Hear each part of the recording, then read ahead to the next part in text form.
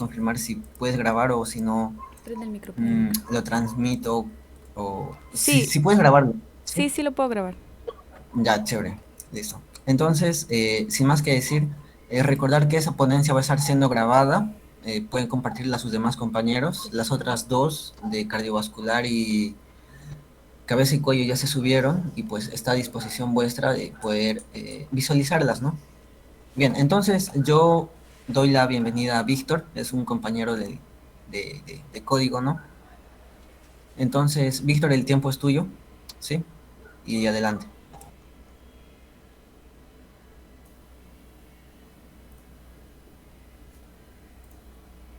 Ah, chicos, recordarle también que al final un pequeño Kahoot quiz para poder evaluar, ¿no?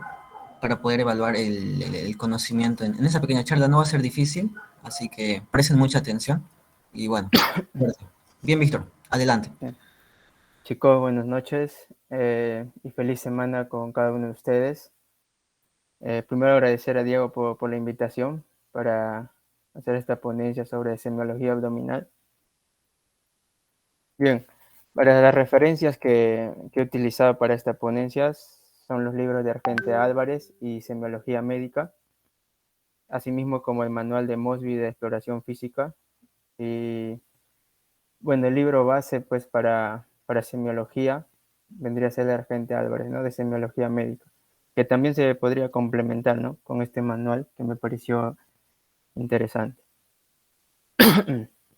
Dentro del contenido que vamos a ver va a ser la exploración física de abdomen, los motivos de consulta más frecuente y los síndromes. Y desde luego que, como ya habrán visto seguramente en la ponencia de cardiovascular sobre la semiología, pues es amplio, ¿verdad? Entonces, abarcar todo ello nos tomaría mucho tiempo. En ese sentido, pues puse los puntos más importantes que yo pude ver en las rotaciones y en los exámenes que dimos sobre semiología del abdomen, ¿no? Bien, para empezar, es importante saber sobre la topografía abdominal, que creo que es algo que todos ya sabemos, porque desde el primer año nos enseñan a poder ubicar las diferentes regiones específicamente del abdomen. Sabemos que hay hay dos formas, perdón, de describir, una que vendría a ser en los cuatro cuadrantes, eh, que sin embargo no es muy útil por las rotaciones que tuvimos, los doctores no lo utilizaron mucho en realidad. Sin embargo, la de 9 cuadrantes fueron las que más fueron utilizadas principalmente, ¿no? Bueno, las de 9 cuadrantes, como ya sabemos, son el hipocondrio derecho, el epigastrio, el hipocondrio izquierdo. Bueno, en esta bibliografía lo pone como lumbar derecha, que vendría a ser el flanco derecho, ¿no? Umbilical vendría a ser el mesogastrio, lumbar izquierdo vendría a ser el flanco izquierdo, ¿no? Inguinal derecho vendría a ser la fosa ilíaca derecha, el hipogastrio y la fosa ilíaca izquierda. Mencionar el contenido en cada región pues vendría a ser lo más importante en el hipocondrio derecho y en la fosa ilíaca derecha. En el hipocondrio derecho vendría a ser la vesícula biliar, porque de ahí parten patologías, dentro de ellas la colecistitis, ¿no? En la fosa ilíaca derecha hay una estructura anatómica que quizás no es muy relevante desde la función, ¿no? Tanto fisiológica o anatómica. Sin embargo, se hace importante desde, desde el punto de vista patológico, ¿no? Que vendría a ser la apéndice, que vendría a ser causado por la apendicitis específicamente. Los motivos de consulta más frecuentes en abdomen vendría a ser a la cabeza, pues el dolor abdominal, náuseas y vómitos, diarrea, ardor o acidez en epigastrio, la distensión abdominal, la disfagia, la odinofagia, la constipación, la esteatorrea, la ictericia, pesadez postpandreal, la hematoquesia y la enteroragia. No voy a ahondar mucho en ello, sin embargo, los más importantes es lo que vamos a ver ahora. Empezando por el dolor abdominal, vamos a tener en cuenta las características en función de su fisiopatología. Tenemos un dolor visceral o esplácnico y también tenemos un dolor parietal o también llamado comúnmente como somático, ¿no? O peritoneal. Dentro del dolor visceral tenemos que su origen, como bien lo dice, básicamente se van a encontrar los receptores a nivel visceral. En cuanto a su mecanismo, esto es específicamente de estiramiento o de tracción de la víscera. La transmisión en el dolor visceral básicamente es lento. Y en cuanto a las características, el dolor visceral es de poca precisión, tiene una mala localización, es difuso, sin postura antiálgica. Los síntomas vagales acompañados van a ser la ansiedad, sudoración, náuseas y vómitos. En cuanto al dolor parietal, el origen de los receptores, como su nombre lo dice, se va a encontrar a nivel del peritoneo parietal, eh, piel y músculo. El mecanismo del dolor parietal básicamente es por inflamación o isquemia.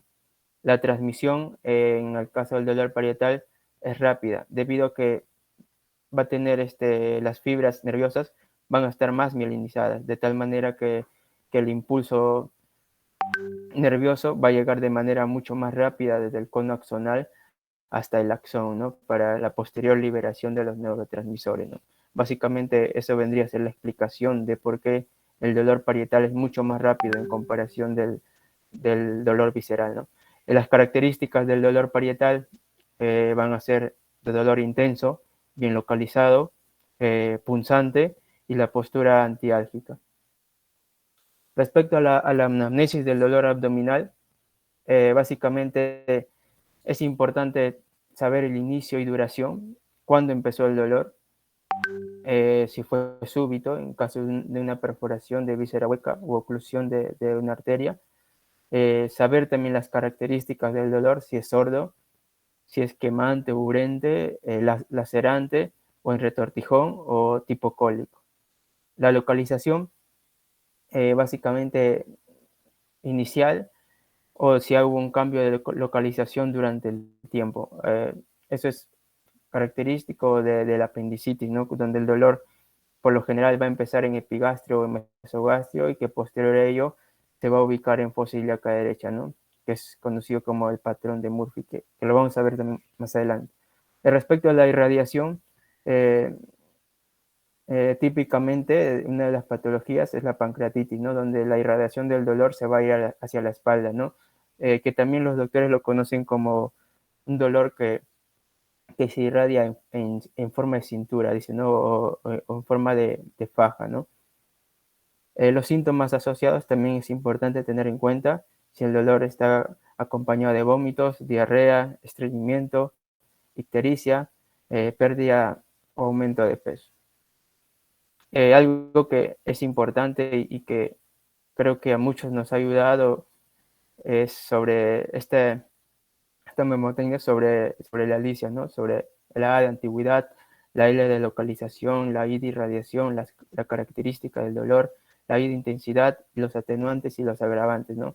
Creo que esto es importante incluso hasta en semiología cardiovascular y en los diferentes temas relacionados al dolor, ¿no? Las enfermedades frecuentes que producen dolor abdominal agudo, en realidad, como podemos ver, son varios. Sin embargo, los más importantes y los más frecuentes vendrían a ser las enfermedades como la apendicitis, la peritonitis, la colecistitis, la pancreatitis, la úlcera gástrica.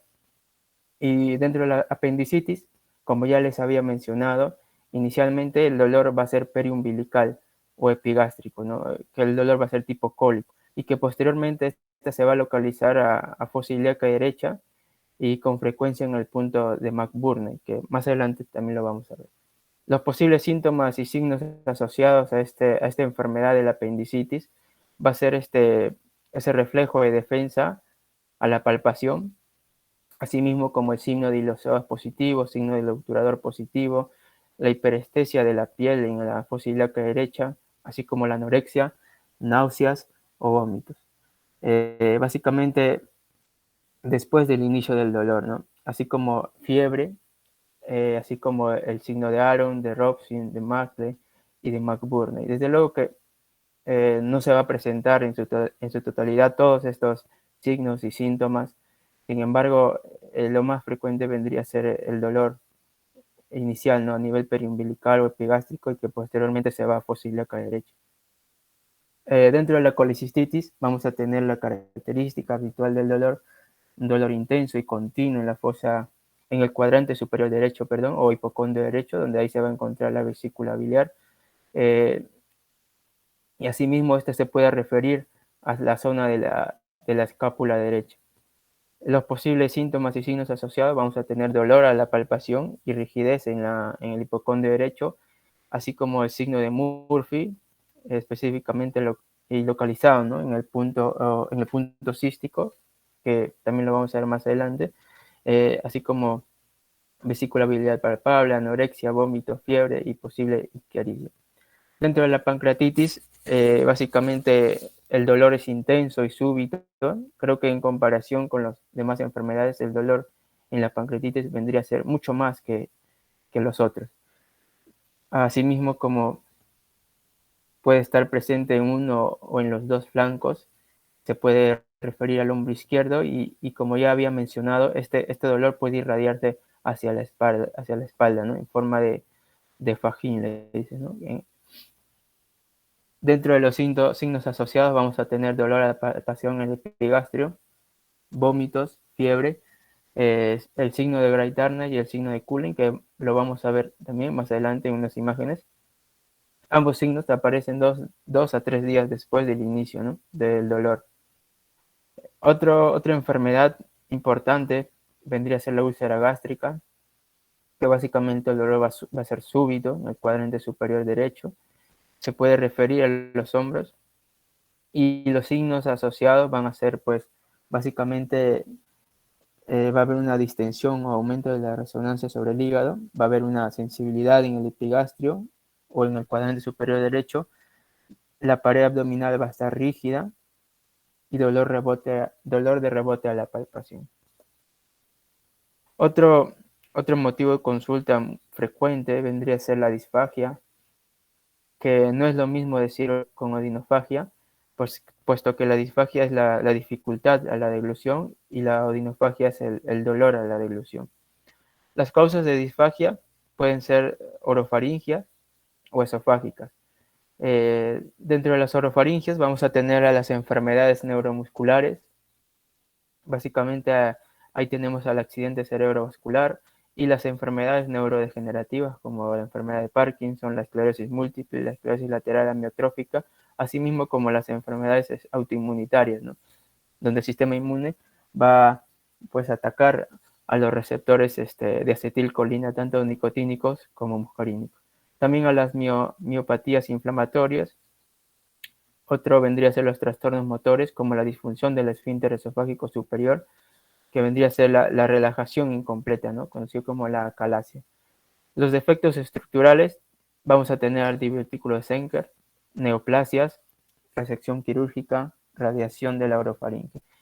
Dentro de la comprensión extrínseca vamos a tener el bocio, que vendría a ser el agrandamiento, ¿no? de la glándula tiroides, de tal manera que va a haber una compresión del esófago, lo que va a conllevar a una dificultad, ¿no? para la deglución, ¿no?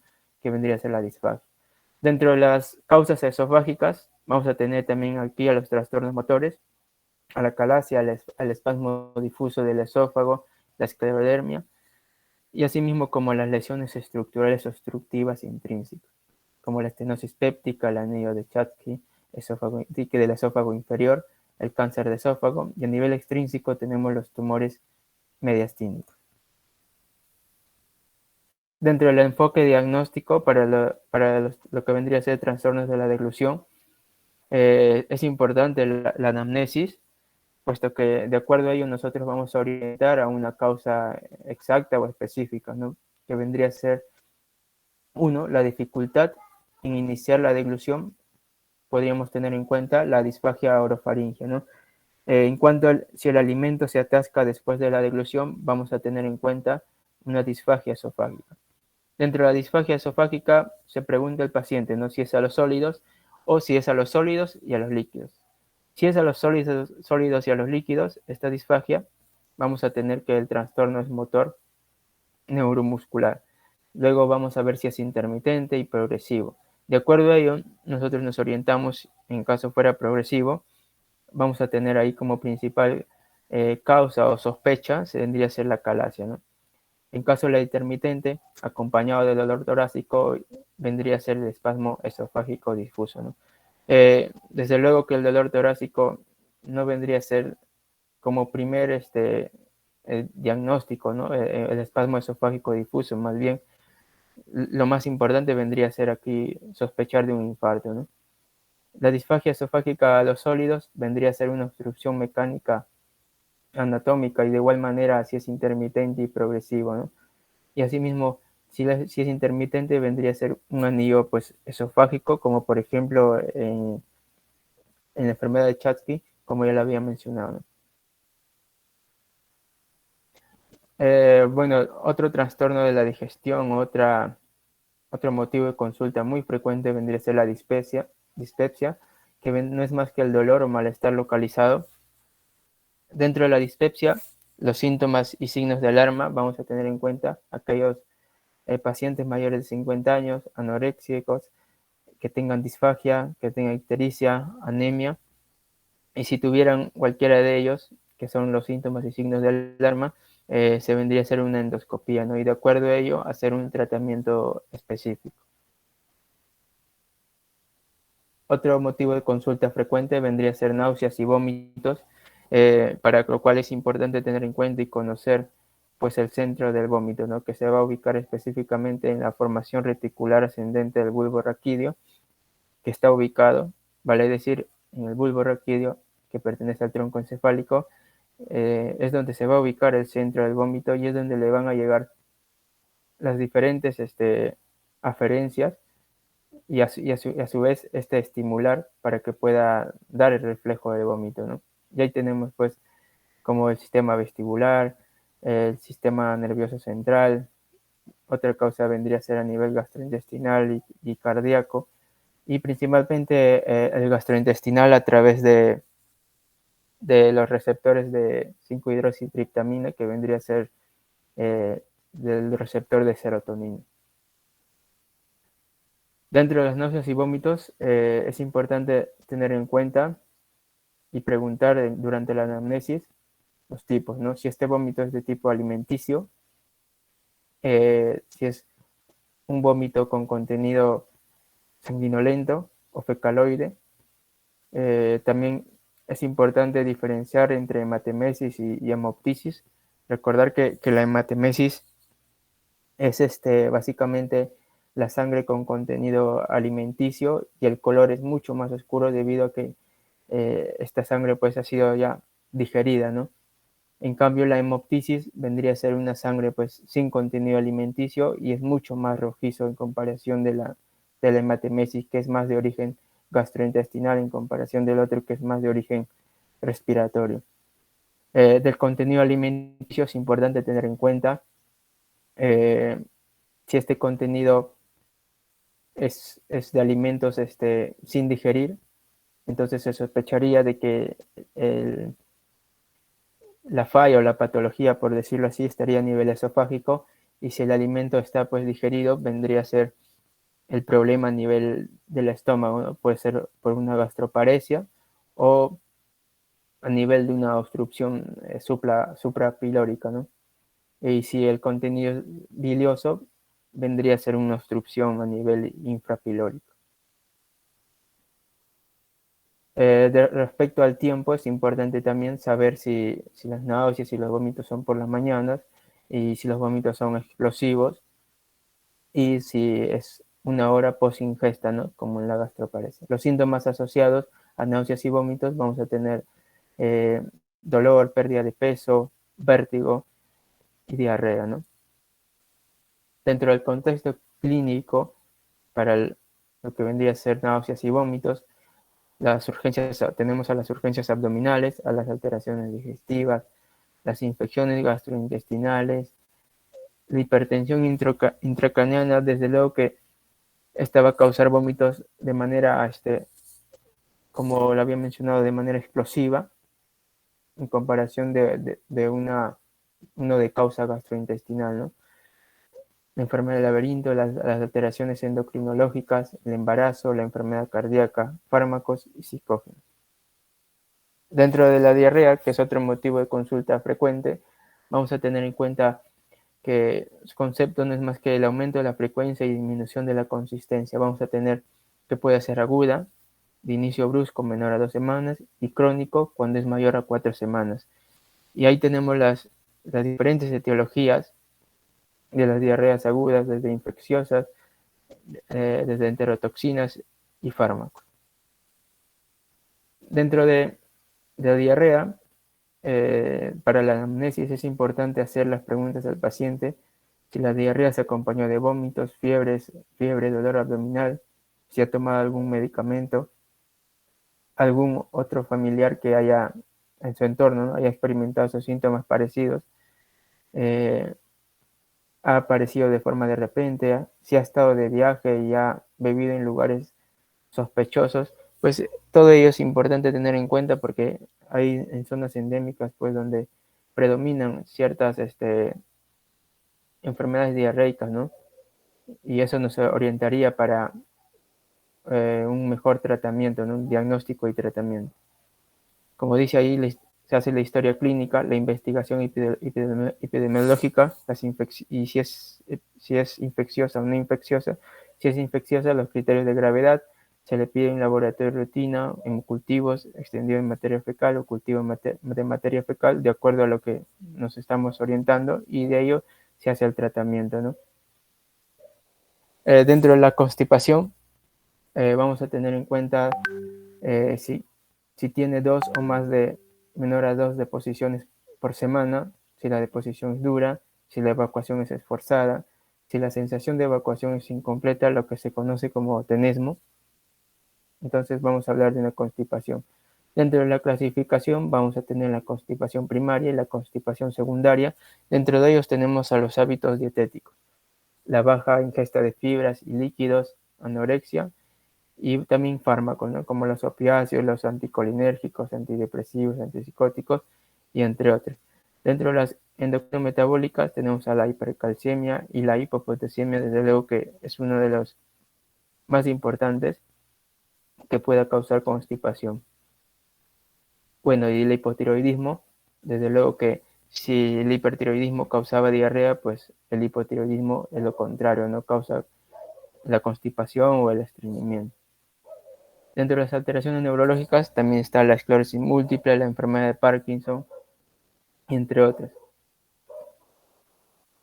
Bueno, esta es la constipación para lo que vendría a ser la orientación diagnóstica. No voy a ahondar mucho en ello, pero sería bueno que ustedes puedan leer. Bueno, dentro de los antecedentes tenemos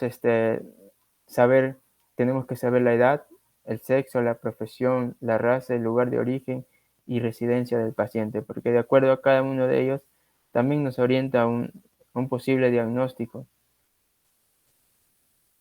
Ahora, para pasar a lo que vendría a ser la exploración física, existen pasos para la evaluación regional, y algo que debemos saber sí o sí es esta secuencia que vendría a ser la inspección, la auscultación, la percusión y la palpación, y también el tacto rectal. Saber de que en este caso la auscultación es primero, puesto que si nosotros hacemos la percusión y la palpación, podemos estimular pues a que haya peristaltismo gastrointestinal, y nos puede dar un error a la hora de auscultar los ruidos hidroaéreos. Por eso es importante tener en cuenta el orden, ya que seguramente ya en cardiovascular vieron de que todo esto es al revés, ¿no? La inspección vendría a ser primero y la auscultación vendría a ser al último, pero en gastrointestinal la auscultación es primero que la percusión y que la palpación. Bueno, dentro de la inspección nosotros tenemos una inspección estática y una inspección dinámica. Dentro de la inspección estática nosotros vamos a evaluar la forma del abdomen, si es normal, si está distendido, que vendría a ser un abdomen globoso, abovedamiento asimétrico, abdomen excavado y abdomen en tabla, que lo vamos a ver ahorita en las imágenes, mucho mejor. Y también evaluar lo que vendría a ser la piel, ¿no? Si hay circulación colateral, si hay presencia de cicatrices, si hay la pigmentación de la línea alba, si hay estrías, el vello pubiano, diferenciar entre una mujer y el varón, el signo de Halstenkullen, el signo de Bright-Turner, que lo vamos a ver también. Bueno, en cuanto a la circulación colateral, tenemos dos patrones, ¿no? Un patrón excéntrico, donde la circulación colateral vamos a ver que va a tener como una forma que se llama cabeza de medusa, ¿no? Y esto básicamente se va a dar en la hipertensión portal. Y otro que tiene un patrón paralelo, ¿no? Paralelo al ombligo, que vendría a ser por una obstrucción de la vena cava inferior. En la inspección dinámica, ya aquí se le pide al paciente que haga una respiración profunda y luego contraiga su abdomen, lo que va a evidenciar pues hernias, eventraciones y hepatoesplenomegalia. Asimismo, como la maniobra del esfuerzo, donde se le pide al paciente que pueda elevar la cabeza o elevar las piernas de tal manera que va a contraer el abdomen y también se va a evidenciar hernias o eventraciones. Bueno, aquí tenemos la imagen en cuanto a la inspección. Tenemos un abdomen distendido o globoso donde vamos a tener en cuenta que si la cicatriz umbilical está protruido, vamos a hablar de que esta es una citis de rápida instauración, ¿no? Y si la cicatriz umbilical no está hundido, podemos sospechar en que el paciente es obeso o el paciente está, o perdón, estamos ante una situación de meteorismo, ¿no? Un abdomen excavado vamos a tener en cuenta en pacientes desnutridos. Un abdomen en tabla básicamente es cuando el abdomen está prácticamente duro, de tal manera que se pueda dar como en la perforación de vísceras, ¿no? Otro de los signos que ya le había mencionado, el signo de Hastings-Cullen, que se ve en la pancreatitis aguda necrohemorrágica, donde estas hemorragias se van a localizar a nivel periumbilical. El signo de Bright-Turner se ve básicamente también de igual manera en la pancreatitis aguda necrohemorrágica, y estas se van a ubicar a nivel de los flancos, ¿no? Recordar que, como ya lo había mencionado, esto se va a dar a 2 a 3 días de instaurado ese dolor abdominal, ¿no? De la pancreatitis. Otro punto importante para la exploración física vendría a ser la auscultación. Básicamente tiene como objetivo escuchar los ruidos hidroaéreos y las características normales son suaves y continuos de 5 a 30 por minuto y no tienen que estar acompañados por dolor. Dentro de la auscultación tenemos en cuanto a las condiciones patológicas, los ruidos hidroaéreos incrementados debido a hiperperistaltismo, como la diarrea o el peristaltismo de la lucha, que es básicamente al inicio de la obstrucción intestinal, ya que al estar obstruido, la motilidad gastrointestinal va a estar como que peleando, ¿no? Por hacer pasar los alimentos en este caso, ¿no? Para que puedan ser digeridos, ¿no? Y vamos a ver de que en estos casos los ruidos hidroaéreos van a estar incrementados. Y desde luego que la ingesta de alimentos también produce aumento de los ruidos hidroaéreos, ya que, como sabemos, los alimentos tienen que pasar a lo largo de todo el tracto digestivo, ¿no? Y los ruidos hidroaéreos ausentes los vamos a encontrar en el hídrico adinámico y en el obstructivo. Como acá lo había mencionado, básicamente cuando está incrementado, básicamente es al inicio de la obstrucción intestinal. Pasado el tiempo, esto ya puede incluso que los ruidos hidroaéreos estén disminuidos o ausentes. La auscultación también sirve para el hallazgo de soplos, por ejemplo, en aorta, que vendría a ser el aneurisma, aorta abdominal, arterias renales, como en la estenosis por hipertensión renovascular, y en la arteria mesentérica para la angina abdominal. Ahora, dentro de la percusión, es importante percutir pues, en un orden secuencial, como podemos ver aquí en el cuadrante superior derecho, luego pasar al izquierdo, luego pasar al inferior izquierdo y luego finalmente al inferior derecho. La percusión, vamos a ver o vamos a encontrar sonidos timpánicos y sonidos de matidez, ¿no? Que básicamente los sonidos timpánicos van a corresponder a zonas llenas de aire como el estómago, el intestino, y un lugar anatómico que vendría a ser el espacio semilunar de Traube, ¿no? Y asimismo los sonidos de matidez o apagados vamos a encontrar en zonas sólidas o llenas de líquido, como el hígado y vaso. Otro, otro punto importante de la percusión es el diagnóstico de asitis, ¿no? Vamos a tener para ello dos maniobras, ¿no? La maniobra de matidez desplazable y la maniobra de la onda asítica o de Morgagni. Dentro de la maniobra de matidez desplazable se le pide pues al paciente que esté en decúbito lateral, de tal manera que el líquido que va a estar ahí en el peritoneo, vamos a ver de que va a descender de tal manera que en la parte superior, donde se le va a hacer la percusión, va a ser timpánico y posteriormente se va a delimitar una línea de matidez inferior, donde básicamente la parte inferior va a ser mate. En cuanto a la maniobra de onda asítica o de Morgagni, vamos a percutir en el lado derecho, por ejemplo, y nosotros vamos a percibir con nuestra otra mano en el lado izquierdo la onda líquida que va a estar percibiéndose, ¿no? Y de tal manera que pues hagamos el diagnóstico a través de la onda cítica de Morgagni de asitis.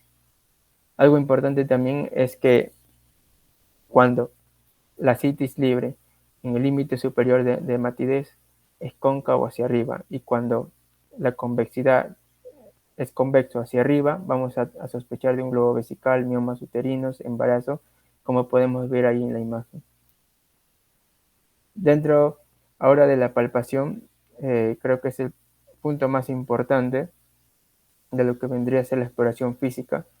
Vamos a tener que la palpación puede ser monomanual o bimanual, la dirección tiene que ser en agujas de reloj, puede ser superficial o profunda.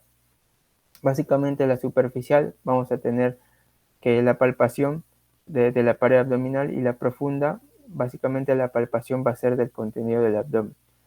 Dentro de la palpación superficial vamos a tener a la maniobra de la mano de escultor de Merlo, la maniobra del esfuerzo, la tensión abdominal y los puntos dolorosos abdominales y finalmente las hernias y aventraciones.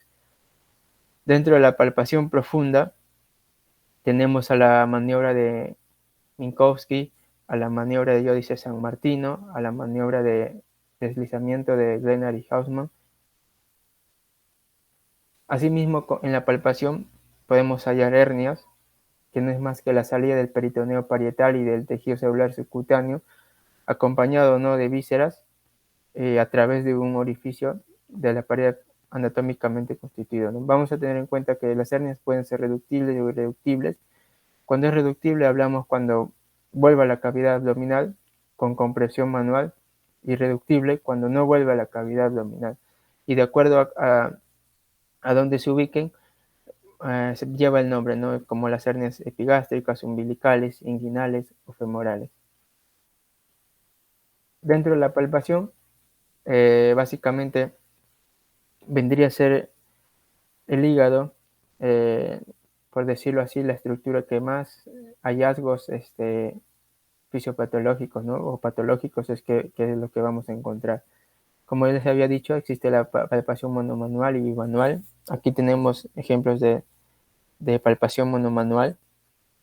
Como podemos ver aquí, con los pulpejos de los dedos, desde la fosa ilíaca derecha, se asciende hacia el reborde costal, de tal manera que se le pide al paciente hacer una inspiración, de tal manera que ahí se va a percibir el borde hepático, que desde luego que es importante saber de que no debe pasar mayor a 3 centímetros del reborde costal. Lo normal sería menor a 3 centímetros. Asimismo como la palpación monomanual del hígado con mano en cuchara, que es otra maniobra, como podemos ver allí, como su propio nombre lo dice, vamos con los dedos, como en forma de cuchara, vamos a pasar por el reborde costal, de tal manera que de la misma manera se le pide al paciente que haga inspiración y vamos a percibir el borde hepático, que no debe ser más de 3 centímetros normalmente. Dentro de la palpación superficial también tenemos a la maniobra de la mano del escultor de Melo, la maniobra del esfuerzo, tensión abdominal, puntos dolorosos abdominales. Dentro de la maniobra de la mano del escultor de Merlo tenemos que la mano derecha va a pasar en forma plana sobre toda la superficie abdominal, de tal manera que relajamos la pared abdominal y esto va a detectar abovedamientos localizados, bultos por delante de los músculos de la pared anterior del abdomen o dentro de la cavidad. También explora lo que vendría a ser la temperatura, la sensibilidad y el trofismo de la pared. Dentro de la maniobra del esfuerzo, que ya lo había mencionado también, vendría a ser importante para el diagnóstico diferencial de una tumoración respecto a su localización, si es parietal o si es intraabdominal. Se le pide al paciente que levante la cabeza o las piernas para contraer los músculos rectos anteriores. En lo que está básicamente por delante del músculo recto anterior es más fácil de palpar y suele ser móvil. Y aquellos que están intraabdominales, pues va a ser difícil de palpar, ¿no? Y casi imposible de saber si es móvil o no. Dentro de la tensión abdominal tenemos al reflejo de defensa abdominal, básicamente con dolor a la palpación, ¿no? Y ahí podemos pensar en la inflamación de la serosa, que vendría a ser la apendicitis aguda o la colicistitis, ¿no? El abdomen en tabla, como ya lo había mencionado, es básicamente por perforación de víscera hueca y abdomen espontáneamente tenso. Básicamente, aquí también podemos hallar con el dolor a la descompresión brusca de la pared abdominal. Básicamente, si es localizado, vamos a tener el signo de Bloomberg y si es generalizado, el signo de Musi. Los puntos dolorosos abdominales tenemos el punto de McBurney, al signo de Murphy y al punto pancreático de Desjardins y al signo de Robs. Bueno, aquí tenemos los puntos dolorosos abdominales. En este caso, lo más importante vendría a ser el punto de McBurney y el punto de Morris, porque ambos nos orientan a sospechar de la posible apendicitis. Para lo cual, nosotros tenemos que trazar una línea imaginaria desde la espina ilíaca anterior superior hacia el ombligo y dividirlo en tercios. El punto de McBurney va a estar básicamente entre el tercio interno, el tercio externo, perdón, y los dos tercios internos. Ubicamos al punto de McBurney. Entre el tercio interno y los dos tercios externos, ubicamos al punto de Morris. Asimismo, como ya les había mencionado, aquí también tenemos al punto cístico, como podemos ver aquí, al punto cístico. Básicamente se le pide al paciente que exhale todo y al momento de exhalar, lo que va a hacer el diafragma es elevar. Entonces, al elevar el diafragma, nosotros vamos a poner nuestra mano aquí, específicamente el pulgar, los dos pulgares, de tal manera que posterior a ello le pedimos al paciente que pueda hacer una inspiración profunda y al hacer la inspiración profunda, lo que va a pasar es que el diafragma va a descender y al descender el diafragma va a empujar al hígado y el hígado lo que va a hacer es empujar a la vesícula biliar, inflamada obviamente, y la vesícula biliar lo que va a hacer es chocar con nuestro pulpejo de los dedos, que va a estar presionando ahí en el punto cístico, de tal manera que primero el paciente va a tener dolor y ese dolor va a conllevar a que la inspiración pueda parar, ¿no? Entonces, ante ello denominamos el signo de Murphy, ¿no? Para orientar a una sospecha diagnóstica de colicistitis. Bueno, aquí está, como ya había mencionado, el signo de Murphy consiste en, como ya les había dicho, palpar el hipocondrio derecho, que va a estar en el punto de la línea media clavicular y al reborde costal, de tal manera que haya una parada de la inspiración, ¿no? También le conocen como arresto inspiratorio. Importante para sospecha de colicistitis, ¿no? Que vendría a ser la inflamación de la vesícula. Dentro de la exploración del hígado, que ya le habíamos tocado algunas maniobras, es importante saber también la inspección, la auscultación y la percusión. Dentro de la inspección vamos a buscar deformidades o irregularidades. En el caso de malnutrición importante o caquexia, va a haber una o hepatomegalia masiva, puede verse una extensión infracostal del hígado. Dentro de la auscultación, los soplos pueden aparecer en neoplasias primarias del hígado, metástasis, enfermedades infecciosas, que siempre indican patología, ¿no? Dentro de la percusión, la matidez hepática desaparece básicamente por la intercesión del aire, ¿no? Y podemos encontrar el signo de Hover, que es la perforación de víscera hueca, y el signo de Chiaiditi, que vendría a ser la interposición del colon transverso. Bueno, aquí podemos ver para delimitar lo que vendría a ser la matidez hepática, ¿no? Tenemos un área de sonoridad, un área de submatidez, que aproximadamente está entre la sexta y la séptima costilla, y ahí es donde vamos a nosotros percutir que el hígado es mate, ¿no? Por ser un órgano macizo. Dentro de la exploración del hígado vamos a tener la palpación simple o monomanual, como ya lo había mencionado también, la palpación, en este caso el primero, el monomanual, con los pulpejos de los dedos, iniciando desde la fosa ilíaca derecha, ascendemos hasta el borde costal. Una vez ahí pedimos al paciente que pueda hacer inspiración profunda, de tal manera que nosotros podamos percibir el borde hepático, que no debe ser mayor a 3 centímetros. De tal manera tenemos también otra maniobra que vendría a ser la palpación en cuchara, como ya les había dicho, con los dedos, como en forma de cuchara, por el reborde costal. Nosotros pedimos al paciente que haga inspiración profunda y también vamos a poder percibir el borde hepático. También tenemos la palpación bimanual, como la maniobra de Shofar o del peloteo y la maniobra de Matthews. Bueno, en caso de la maniobra de Shofar o del peloteo, con la mano izquierda nos ubicamos en la región lumbar derecha, y de la misma manera, con la mano derecha nosotros vamos a tocar el borde hepático, y con la mano izquierda vamos a golpear, de tal manera que vamos a sentir como el hígado, el borde, en este caso hepático, está haciendo ese rebote, ¿no? Por eso que se le denomina maniobra de Shofar o del peloteo. La maniobra de Matthew, vamos a entrecruzar el dedo índice y los demás dedos con los pulpejos de los dedos.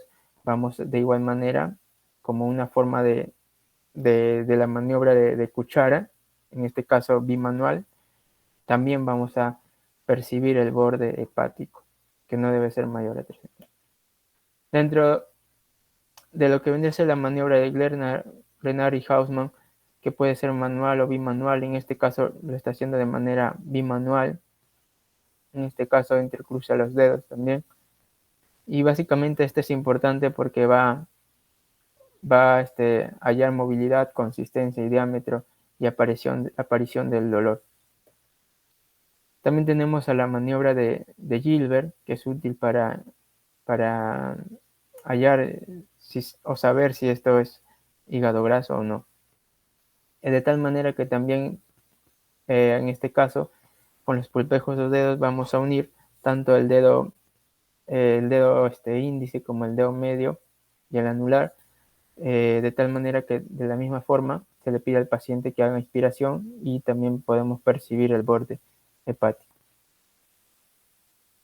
Bueno, dentro de la exploración del hígado, como ya les había mencionado, lo normal no debe ser mayor a 3 centímetros en inspiración profunda, el borde hepático, y es patológico cuando ya es mayor a 3 centímetros en inspiración profunda. Y dentro de ellos existen múltiples enfermedades dentro de que vendría a ser el hígado graso, cirrosis, insuficiencia cardíaca derecha, hepatitis aguda, de acuerdo a la consistencia, al dolor, al borde y a la superficie. Bueno, dentro de los diversas enfermedades y síndromes de lo que es semiología abdomen, tenemos a la apendicitis, uno de los más importantes. Y bueno, recordar que el síntoma cardinal en la apendicitis es el dolor, ¿no? Hay una asociación, hay un patrón del dolor, como ya lo había mencionado, que se conoce como patroconia de Murphy, ¿no? Que solo se presenta en 50% de los pacientes, que vendría a ser el dolor en epigastro de tipo cólico, la presencia de náuseas y vómitos y el dolor en fosa ilíaca derecha. A este se le conoce como el patrón de Murphy.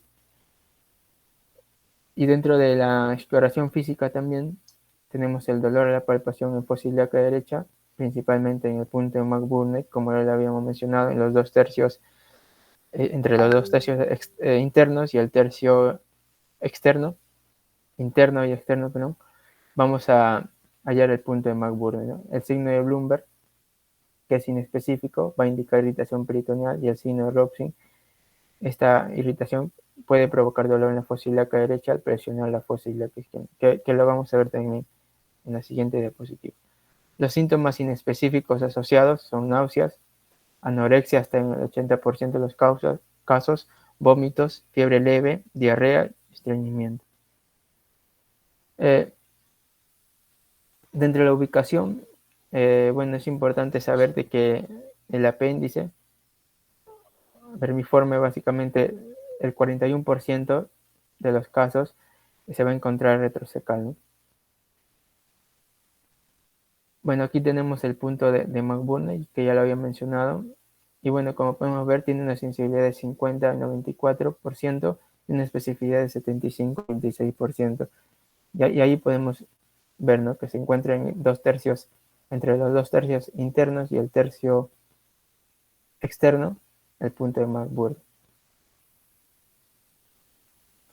El signo de Robson, que básicamente es el dolor en el cuadrante inferior derecho. Nosotros palpamos en este caso el cuadrante inferior izquierdo, y lo que va a generar es dolor en el cuadrante inferior derecho, ¿no? Eso se le conoce como el signo de Robson.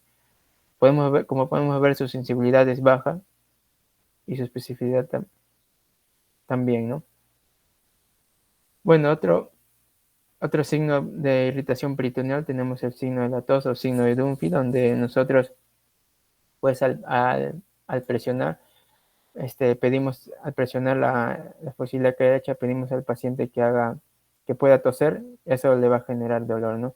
No son signos quizás específicos que se va a dar en todos los pacientes con apendicitis, sin embargo es importante también conocer. Otra patología o otro síndrome vendría a ser la hipertensión portal, que dentro de su etiología es importante saber principalmente de etiología hepática, ¿no? Tanto la postsinusoidal como la sinusoidal, ¿no? Dentro de la postsinusoidal tenemos a la enfermedad veno-oclusiva, y dentro de la sinusoidal tenemos a la cirrosis y a la hepatitis crónica, ¿no?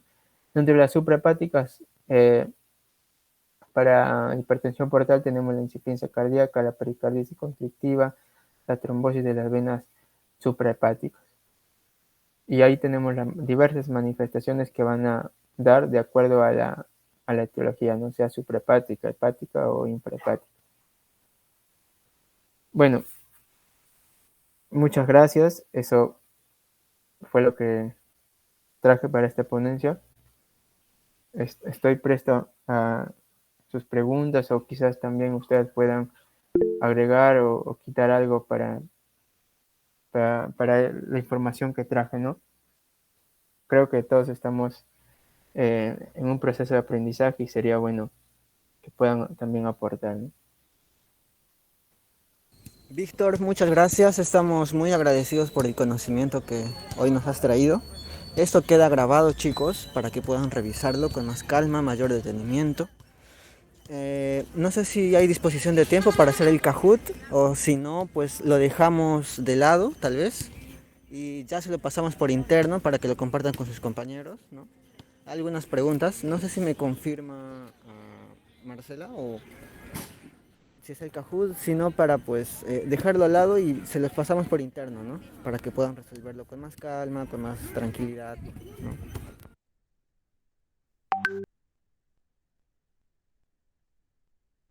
Ya, bien, entonces chicos, acá culminaría todo. Muchas gracias por su atención, gracias por su participación, y pues avisen a sus compañeros que, bueno, ya van a iniciar las clases desde el tercer año, y pues están cordialmente invitados.